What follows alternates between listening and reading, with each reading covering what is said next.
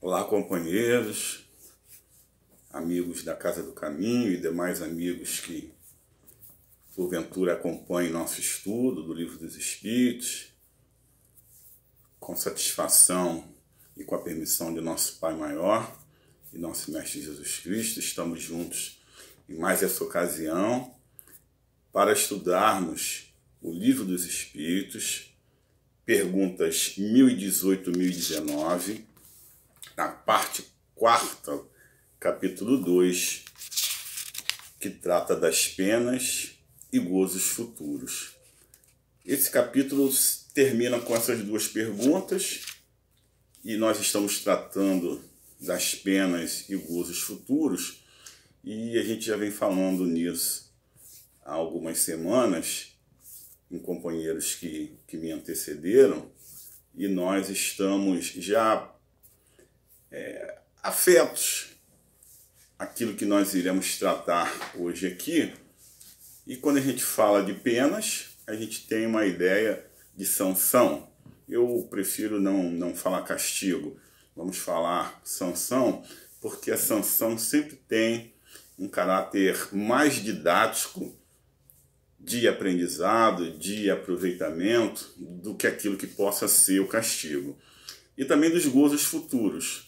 Então, o gozo remete a gente à ideia de desfrutarmos daquilo que foi feito de forma adequada, daquilo que foi feito da maneira devida, dentro de um ordenamento. E por conta disso, nós iremos desfrutar daquilo que fizemos de uma maneira em conformidade com a lei.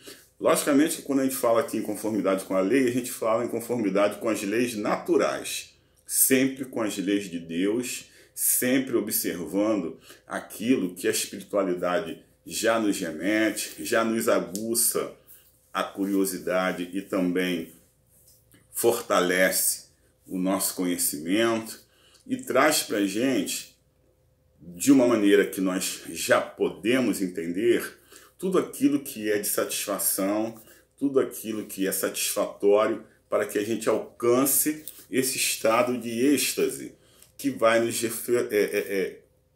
nos remeter a essa condição de felicidade que nós tanto almejamos, mas que nesse momento tanto confundimos ainda de acordo com a nossa inferioridade. E eu digo que confundimos porque nós temos a falsa sensação que a felicidade é desse mundo. E estamos equivocados, né? E normalmente quando a gente fala em felicidade desse mundo, a gente automaticamente está levando nossos pensamentos, estamos nos reportando a bens materiais, aquilo que satisfaz a nossa matéria, aquilo que satisfaz ao nosso desejo de momento, que é o ter e não o ser. Mas isso está diretamente ligado à nossa condição inferior, está diretamente ligado à nossa ignorância. E quando a gente pensa que nós estamos alcançando uma condição social satisfatória ou plena, uma condição cultural mesmo, a gente pensa que nós estamos no topo da cadeia. Mas a análise está exatamente aí. O que seria o topo da cadeia? O que nos traria a felicidade? Essa felicidade que vai nos afastar da dor, essa felicidade que vai nos afastar das aflições, essa felicidade que vai nos afastar do sofrimento, e certamente não é a felicidade do ter, do obter, mas sim aquela que se refere à nossa transformação moral, para que a gente encaminhe para dentro de nós, para os nossos seres, aquela condição do homem de bem que está lá no Evangelho.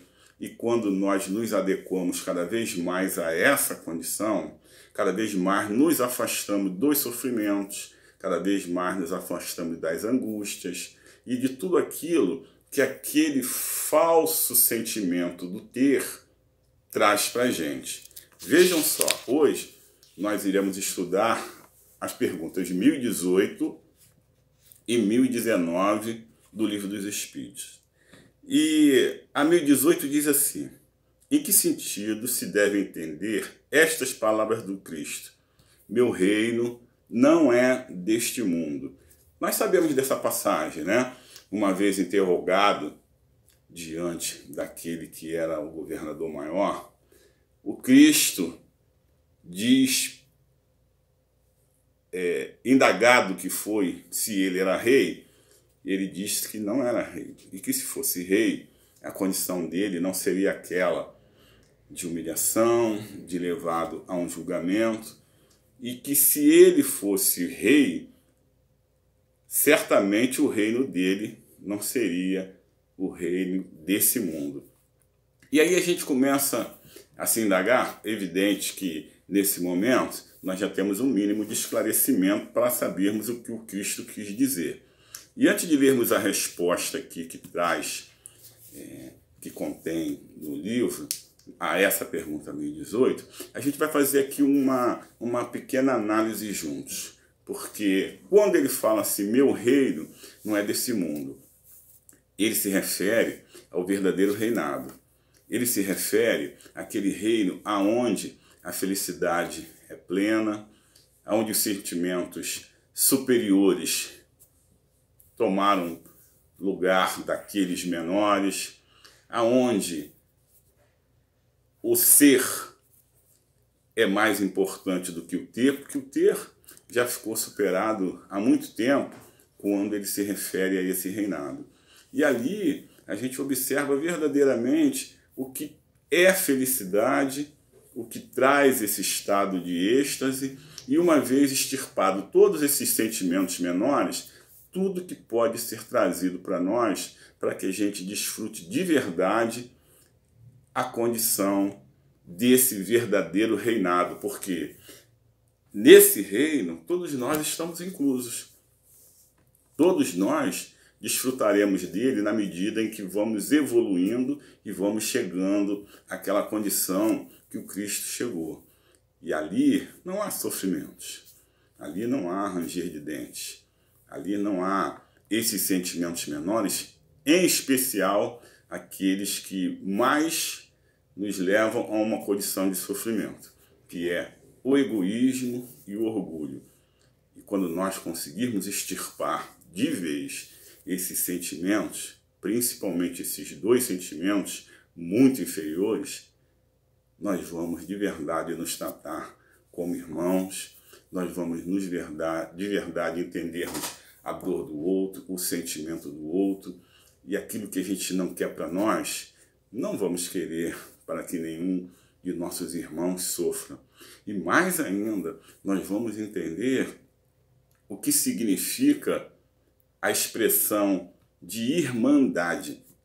Cada um de nós hoje entende a questão do ser irmão apenas no que se refere a essa parentela corporal, essa que a gente chama de consanguínea. Mas, na verdade, todos nós somos irmãos, irmãos em Cristo, filhos de um mesmo Pai. E quando nós entendermos isso verdadeiramente, nós vamos entender que aquilo que nós não queremos para nós, não queremos para o nosso irmão. E quem é o nosso irmão? O nosso irmão são todos. O nosso irmão é qualquer um. O nosso irmão é o próximo, independente de quem seja e independente de onde esteja. E na medida em que eu entendo esse verdadeiro conceito de irmandade, eu vou entender também esse conceito maior que extrapola a irmandade, que é a fraternidade. Eu serei um ser fraterno. E por conta de eu ser um ser fraterno, o exercício do amor se dará de uma forma natural, de uma forma tranquila. E aonde existe amor, não existe preconceito.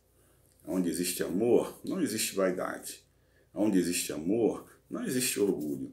E poderíamos falar aqui de tantos outros sentimentos, aquele que nos faz pensar primeiramente em nós, antes de qualquer um outro qualquer, e a gente pensa assim, mas eu, até quem fale assim, primeiro eu, segundo eu, quinto eu, sexto eu, e eu nem sei em que momento a gente começa a pensar no outro.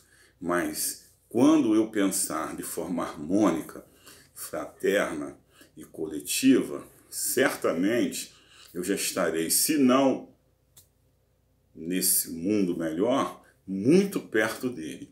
E aí a gente vai entender de fato o que o Cristo quis dizer. Meu reino não é deste mundo, porque nós estaremos desfrutando também desse reino, onde a harmonia, a calma, a passividade, tudo está incluso num processo amoroso tal que eu não terei motivos para me esconder nem de mim e nem de quem quer que seja. Os meus sentimentos serão tão claros, serão tão explícitos, e as minhas vontades também, que todos perceberão, todos me olharão e não me olharão com reservas. Assim como eu também não vou olhar com reservas para quem quer que seja. Mas vamos à resposta dessa pergunta 1018, que diz assim: respondendo assim, o Cristo falava em sentido figurado. Queria dizer que o seu reinado se exerce unicamente sobre os corações puros e desinteressados. Vejam só, corações puros e desinteressados. Existe uma pergunta que é uma pergunta muito sensata e uma pergunta que sempre cabe, e é um exercício até de conhecimento e de percepção. Essa pergunta diz assim: como estão os nossos corações? Como está o meu coração? A partir daí, eu vou perceber em mim aquilo que eu posso e devo fazer para a melhoria pessoal. E não pensem que isso é egoísmo não, quando eu falo em melhoria pessoal, porque toda melhoria nunca é contida e nunca tem um termo final em mim mesmo. Tudo aquilo que é de melhora pessoal alcança a todos aqueles que me envolvem, que estão à minha volta, alcança a todos aqueles que participam de determinados segmentos da minha vida, seja segmentos profissionais, seja segmentos de sala de aula, seja segmentos sociais, de amizade, a vizinhança. Todos esses segmentos são beneficiados pela minha melhora, por aquilo que eu implemento em mim. Então, quando eu me proponho a melhorar e quando eu me faço essa pergunta, como está o meu coração? Eu vou saber fazer uma análise própria e devida para que tudo possa ser melhorado. Há quem diga assim, a boca fala aquilo que o coração está repleto. E quando a gente vê, a gente nem percebe, a gente está reagindo mal, a gente está falando alto, a gente está sendo grosseiro, nós estamos sendo inamistosos, sem essa percepção. A gente não percebe, mas o meu coração está tão tomado de tudo isso, que a boca fala aquilo que está aqui. E depois, indagado sobre a minha forma de comportamento ou de verbo, eu digo assim, mas eu não quis dizer isso. Não era a minha intenção. Você me entendeu mal. Na verdade, eu não me entendi. Na verdade, eu não me percebi. Então, quando o Cristo fala em corações puros, ele está falando disso. O trabalho que temos que realizar, e esse trabalho é pessoal. Lógico que podemos ter ajuda. Não há qualquer tipo de impedimento, né? E nós estamos aqui para nos ajudar. Mas vocês sabem que para ter ajuda, eu preciso querer. E quando eu entendo que devo me transformar, aí eu abro. Eu abro para mim, eu abro para essa ajuda, que pode vir de um profissional, que pode vir daqueles que estão comigo nesse momento de caminhada na casa espírita. Essa ajuda é uma ajuda que está sempre em torno de mim e pronta para se chegar. Ela está pronta para chegar, mas depende de mim, depende desse coração permitir que a ajuda chegue ou não, para que esse coração possa cada vez mais ir se trabalhando em ordenamento às leis naturais, em ordenamento à lei de Deus, para que essa pureza me alcance, para que eu trabalhe os meus sentimentos, para que eu deixe de lado o homem velho, e cada vez mais eu vou deixando isso para trás, e cada vez mais eu vou rumando para o meu propósito. Cada vez mais eu traço a direção do progresso, da evolução e do sentimento maior, que é o amor, na sua maior amplidão. E a partir daí, eu me proponho. É uma proposta. E quando Cristo traz para a gente essa mensagem do coração puro, ele está nos alertando para tudo isso. Porque vocês sabem bem que não adianta eu dizer que sou bonzinho, que sou amistoso, que sou um trabalhador, que sou aquele que realiza, se aqui dentro tem aquele aperto, se aqui dentro eu trago aquela amargura, se aqui dentro eu ainda trago um sentimento de revanche. Eu não aturo. Se falar alto comigo, eu falo também. Se me maltratar, eu vou maltratar também. Se me bater, eu bato também.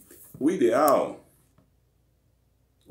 companheiros, é que nada disso aconteça conosco. Mas vocês sabem também que tudo aquilo que acontece conosco é de nossa necessidade. É de nossa necessidade. E se esse tipo de coisa ainda acontece comigo, não é para que eu sofra.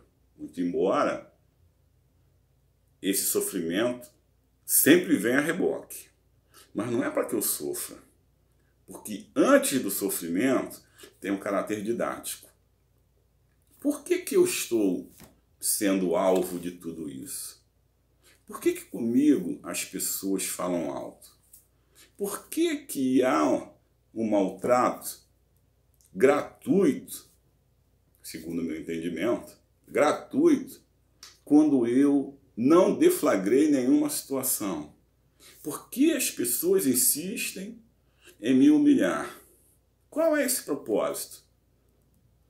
Por que eu me coloco sempre nessa condição em que bastou ser avistado, ali também já existe algum tipo de condenação e algum tipo de maltrato?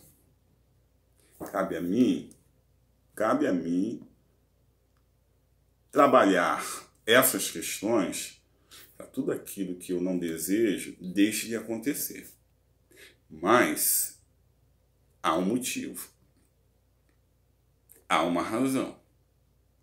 E eu preciso trabalhar o meu coração não para revidar possíveis agressões, maus tratos, acontecimentos indesejados, mas eu preciso trabalhar o meu coração para que isso seja já do meu entendimento e que isso tudo não cause em mim nenhum tipo de revolta.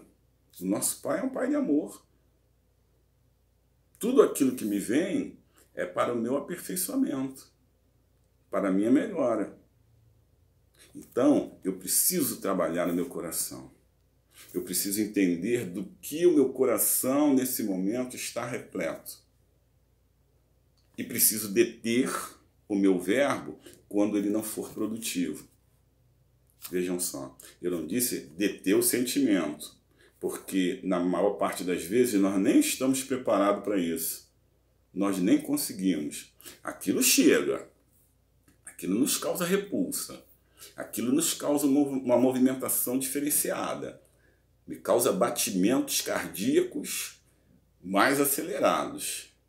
Mas eu não posso permitir que isso extrapole, ó, veio até aqui. Daqui para cá, eu tenho controle sim. Se ainda não tenho controle do meu sentimento, eu tenho controle daquilo que eu falo, daquilo que eu verbalizo. Porque eu sei que isso não vai levar a nada. E que eu já entendo que o meu coração precisa de rédeas, precisa de limites e precisa ser trabalhado. E aí eu peço ao Pai, eu peço a todos esses colaboradores, eu peço a esses amigos espirituais que me acompanham, meus guias, meus mentores, meus anjos, que me deem aquilo que é necessário para que eu consiga deter tudo isso que me é prejudicial. Olha eu trabalhando meu coração. E não é de uma hora para outra não, hein? Isso demanda tempo. Isso demanda que eu seja perseverante. E demanda que eu seja, acima de tudo, aquele camarada que tem boas intenções. Primeiro, para comigo. A boa intenção para comigo, para me entender, para me aceitar e a partir daí trabalhar os meus sentimentos. Porque o que eu quero é esse mundo novo. O que eu quero é estar adequado para ingressar nessa melhor forma de viver. O que eu quero é a felicidade. E se para isso o meu coração precisa estar ajustado para que todos os sentimentos também estejam ajustados, é isso que eu vou fazer. Foi isso que o Cristo disse e é isso que eu preciso para viver esse estado de êxtase. Vamos à segunda parte aqui da pergunta. Queria dizer que o seu reinado se exerce unicamente sobre os corações puros e desinteressados. Ele está onde quer que domine o amor do bem. Ávidos, porém, das coisas deste mundo e apegados aos bens da terra, os homens com ele não estão. Estamos muito materializados ainda, né? É aquela vontade de revidar, é aquela vontade de não aceitar, segundo a nossa fala, desaforos. Então eu quero ter, porque eu entendo que quanto mais eu tiver, mais respeitado eu sou. E não é dessa forma. Porque quando nós deixamos essa veste corporal e chegamos na nossa verdadeira estada, nada disso que eu tinha aqui vai ser valorizado lá. O que vai ser valorizado lá? Opa, vamos de novo para o coração. Vamos falar de novo para aquilo que nós trazemos dentro dos nossos corações. Fui benevolente? Fui tolerante? Exercitei o amor dentro da minha condição maior? Porque é assim, vocês sabem que ainda trazemos essas imperfeições, mas que podem ser vencidas, né? Leon Denis disse e diz pra gente: a vontade é o nosso maior potencial. E se exercitamos a vontade em conformidade com o nosso livre-arbítrio e com o que queremos de verdade, não somos detidos. Não somos detidos. Então, se eu quero a melhora, se eu quero prosperar, se eu quero seguir o caminho reto, eu vou conseguir. E eu vou buscar esse mundo. Eu vou buscar esse reino, aquele que o Cristo disse. Vamos à pergunta 1019. Poderá jamais implantar-se na terra o reinado do bem? Bom,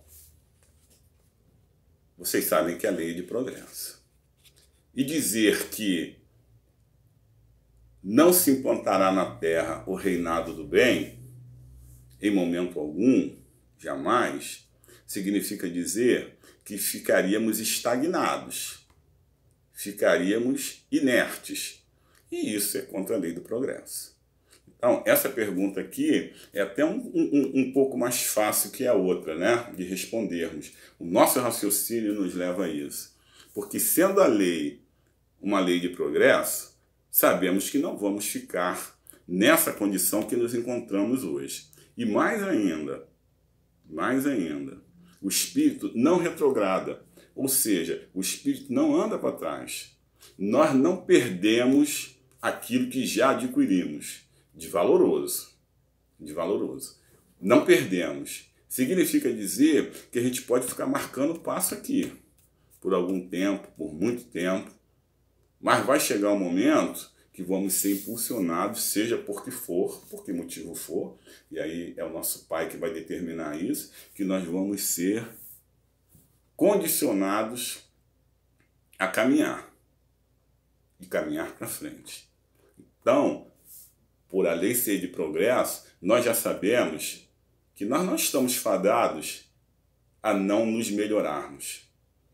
Vamos sim, e dependendo de nossa vontade de uma forma lenta, evoluirmos muito pouco e demorarmos até muito tempo para evoluirmos, mas vamos evoluir.